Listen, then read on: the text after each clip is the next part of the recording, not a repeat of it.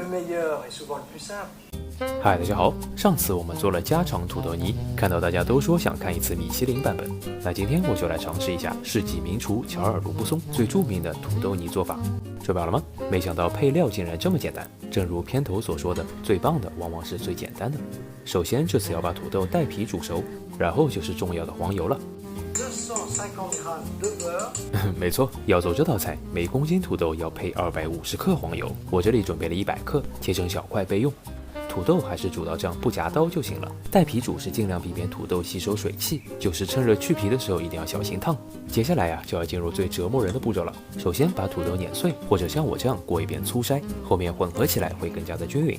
今天用了400克土豆，所以按比例现在准备加100克黄油。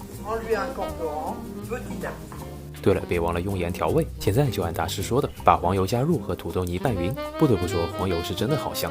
然后就和上次一样，少量多次加入热牛奶，每次都要把土豆泥和牛奶充分混合均匀，因为有大量黄油加入，最后会变成几乎像冰激凌一样的质地。但是还没结束，趁热要再过一遍细筛，才能真正把土豆泥做成像冰激凌一样的丝滑质地。